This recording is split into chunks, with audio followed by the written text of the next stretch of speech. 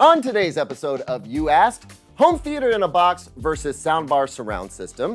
Should you upgrade from a plasma TV?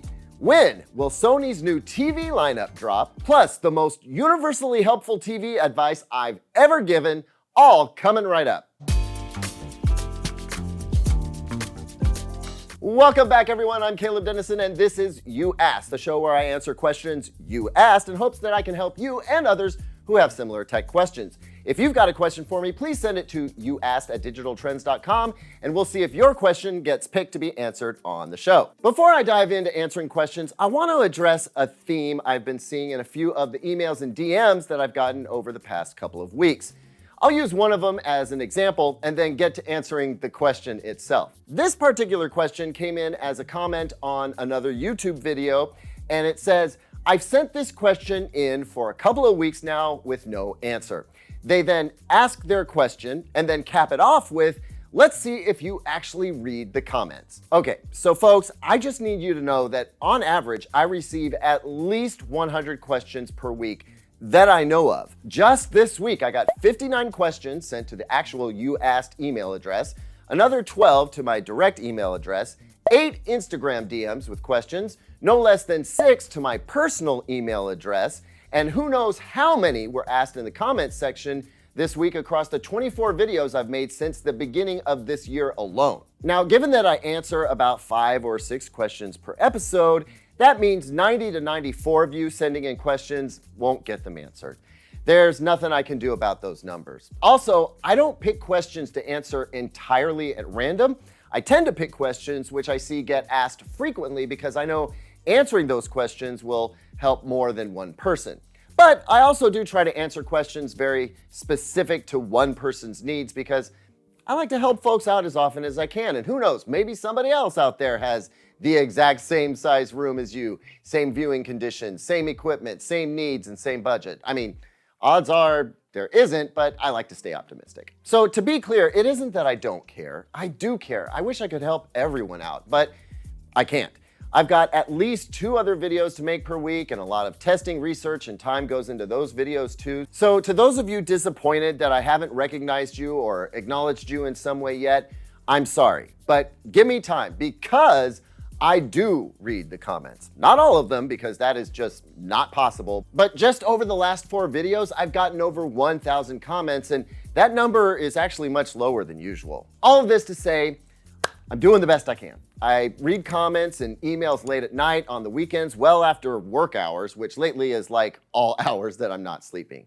So guys, your patience and more importantly, your understanding is greatly appreciated. Okay, with that said, let me go ahead and answer the question that came along with that commentary earlier, which was, would you pick an HDIB or soundbar setup for around $1,000, and what brand and model would you recommend? I have an LG C2 and plenty of space for either. I mostly use it for movies, TV shows, and gaming. Okay, so let's use this question as a learning opportunity.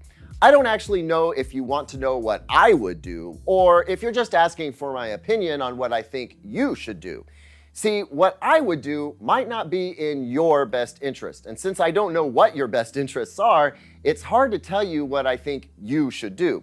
So all I can do is give some fairly generic advice here and hope it helps you somehow. Most HDIB, or home theater in a box systems that pair receivers with individual speakers and sometimes speaker wire, have audio fidelity that is pretty good. What you don't get is DSP tuned output. But what you do get is the ability to put the speakers where you want and kind of optimize your sound field. Also, with the receiver and speakers, you can upgrade the speakers down the road if you want. But speaking very personally, I am 9 out of 10 times going with a soundbar system. And in this case, for under $1,000, I would get the Klipsch Cinema 1200 because that thing is under $800 right now, and it was once double that. It is a seriously kick-ass system. Light on the frilly features, but it will absolutely rock the living daylights out of your room, which, I mean, if you have neighbors, that might not be a good thing. I don't know. Anyway, Klipsch Cinema 1200 is awesome. The Polk Magnify Max AX is also worth a look, and I think JBL has one under $1,000 that should also be really good for the money. Vintage MXer 9165 writes, should I upgrade from my Panasonic Plasma Viera 55-inch that is 12 to 15 years old and still going strong? Well, I don't know if you should, but I know that I would, and as a matter of fact, I have.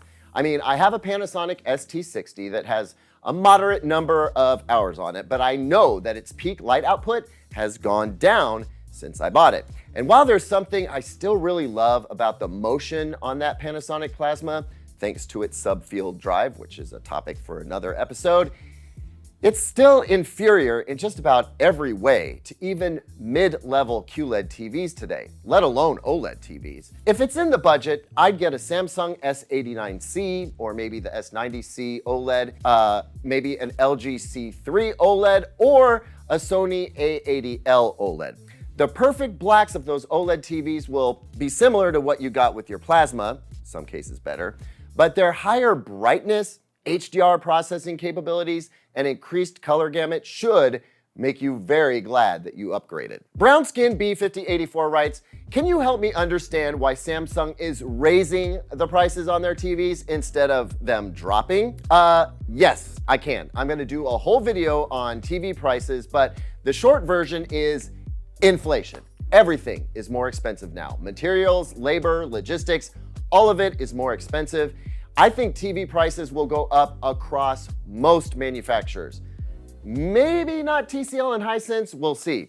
Again, I'm gonna do a whole video about this, but for those of you out there who are fans of this show, here's a sneak peek at the most important takeaway for that video I'm talking about.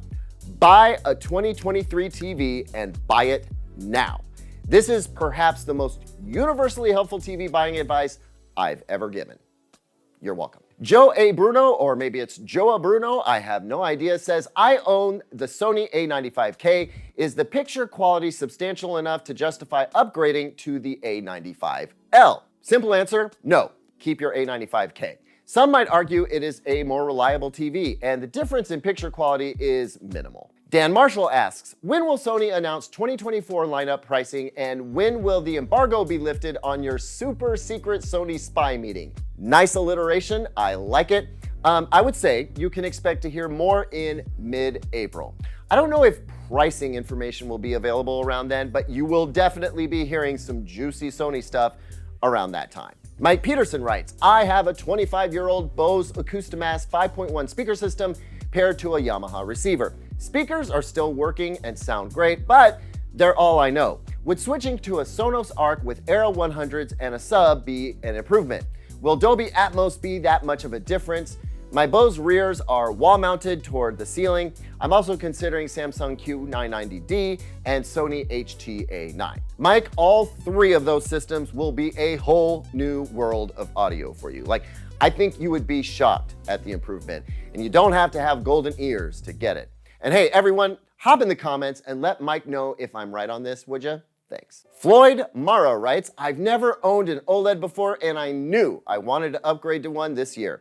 I had my mind made up with the Samsung S90C, but then I saw the Hisense U8K and the TCL QM8. Holy cow, those TVs are incredibly bright and ridiculously affordable, and my wife really likes the Hisense.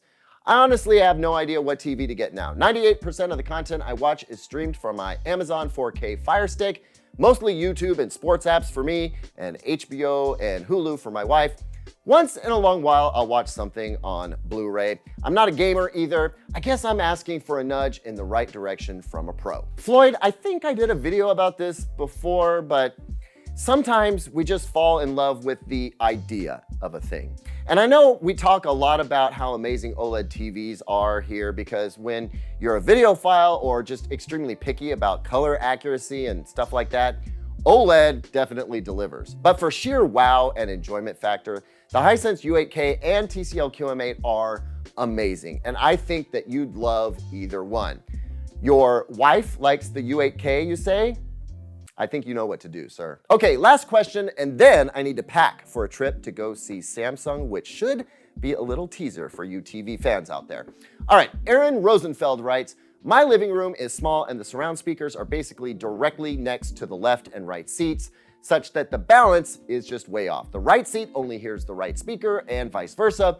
Would bipole or dipoles be a solution? Aaron, I know exactly how this is. Dipole speakers might help a little, bipole less so, but also probably a little helpful. What would really help is if you could elevate the speakers a few feet above your ear height as you sit down. I realize that might not be an option for you, but when a speaker is right next to your head, just about any speaker is going to sound like it is right next to your head. The way your brain processes sound, there is little you can do to avoid awareness of the sound source's location. And since a head is always going to be blocking the speaker from the other listener, that plus the close proximity is going to result in the experience that you're getting right now. Dipole-bipole speakers will help, at least a little bit, but elevating a dipole or bipole speaker would probably help a whole lot more. Thanks as always for watching, everyone. I hope I was able to help some of you out this episode. Keep those questions coming, and I'll do my best to answer them here or in emails when I can. Don't forget to like and definitely subscribe because the best videos of the year are about to start coming out. New TV season, y'all. I'll see you on the next one, and until then, here's 2 other videos I think you might like.